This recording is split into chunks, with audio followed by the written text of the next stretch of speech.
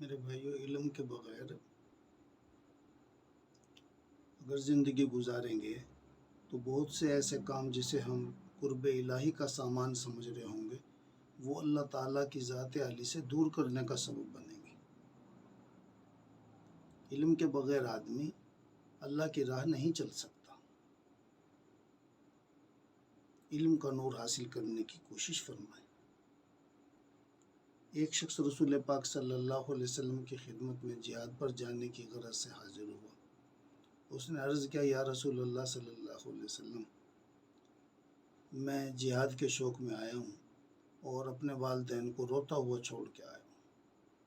آپ صلی اللہ علیہ وسلم نے فرمایا، تم واپس چلے جاؤ اور ان کو اسی طرح جیسے تم نے رلایا ہے اب جا کے انہیں ایسی طرح ہنساؤ۔ ایک شخص نے آ کے عرض کیا، یا رسول اللہ صلی اللہ علیہ وسلم، میں جہاد میں اللہ کی رضا کے لیے جانا چاہتا ہوں۔ آپ نے فرمایا، کیا تیرے والدین زندہ ہیں؟ اس نے عرض کی، دونوں زندہ ہیں۔ فرمایا، پھر جا، اگر تو واقعی اللہ کی رضا چاہتا ہے، ثواب چاہتا ہے، تو اپنے والدین کے پاس جا اور ان کے ساتھ حسن سلوک کر، ان کی خدمت کر۔ کبھی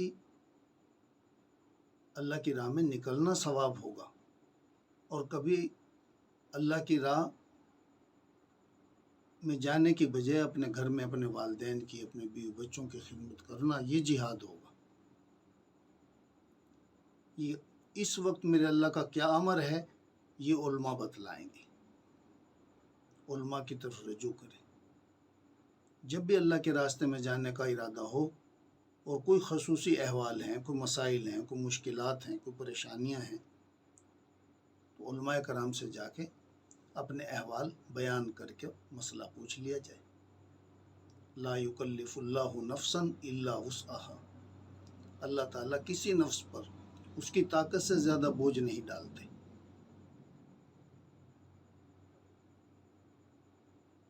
تو ہم جذبے سے نہ چلیں، شعور سے چلیں۔ شعور کے ساتھ جذبہ، محض اخلاص وہ آدمی کو منزل نہیں دلواتا جب تک کہ اس میں رسول اکرم صلی اللہ علیہ وسلم کا طریقہ نہ ہو۔ دونوں ہی چیزیں لازم و ملزوم ہیں۔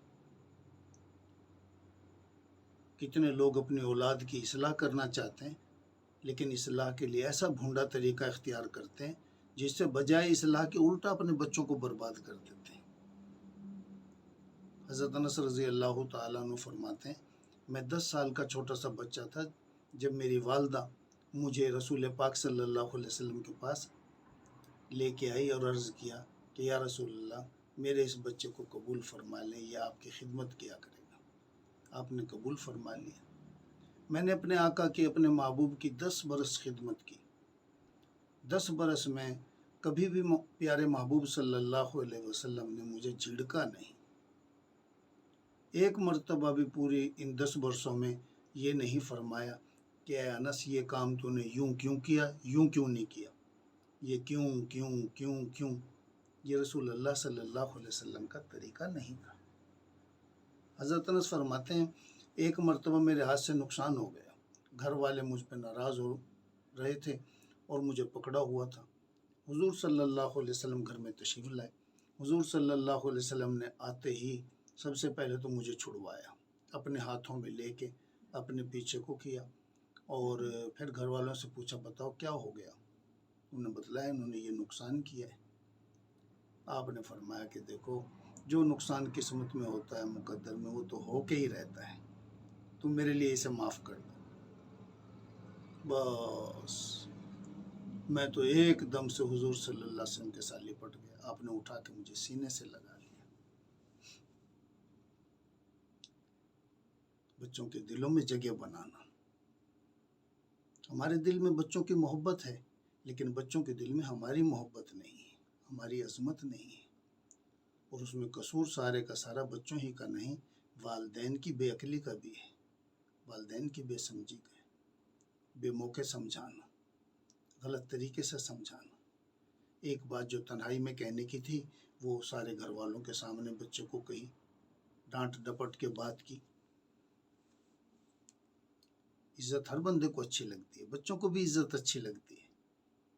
आप किसी काम पे बच्चों को दाद दे दें, शाबाश कह दें, मिठाई दे दें, वाह जी वाह, आज तो तूने हमारा दिल खुश कर दिया, क्या कहने भाई, क्या कहने। अब बच्चा जब मार्केट में इसकी अच्छी कीमत लगी है उसके अखलाक की, अब वो अपने अखलाक में इजाफा करेगा। हमारी कम किस्मती ये है कि हम खूबियों पे सराहते नहीं हैं। हाँ, कमी देख लें तो बड़बड़ाते ज़रूर हैं। हर वक्त टोका टाकी, हर वक्त टोका टाकी, ये रसूलुल्लाह सल्लल्लाहु अलैहि वसल्लम की सुन्नत के खिलाफ है। हज़रत अनस रज़ी अल्लाह अन्हु फरमाते हैं, एक मरतबा प्यारे महबूब सल्लल्लाहु अलैहि वसल्लम ने मुझे किसी काम के लिए बाज़ार भेजा। मैं घर से निकला और मोहल्ले में एक जगह एक प्लाट के अंदर बच्चे खेल रहे थे। मैं उन बच्चों के साथ खेलने में मशगूल हो गया। रसूलुल्लाह सल्लल्लाहु अलैहि वसल्लम ने कुछ देर इंतज़ार किया। जब अंदाज़ा लगाया कि वो कहीं खेल में ही मशगूल हो गया होगा, तो आप वो काम करने खुद ही चल पड़े। उस प्लाट के पास से गुजरे जहाँ मैं खेल रहा था, और मैं ऐसा मशगूल था बच्चों में खेल में, मुझे रसूलुल्लाह सल्लल्लाहु अलैहि वसल्लम के आने की खबर भी नहीं हुई। हुजूर सल्लल्लाहु अलैहि वसल्लम ने मेरे कान को छेड़ा और प्यार करके चले गए। मुझे डांटा नहीं, कहना तुम्हें खेलने के लिए भेजा था या काम के लिए भेजा था। एक है बच्चों को जन्म देना, एक है बच्चों की तरबियत करना। तरबियत बड़ा हुनर चाहती है,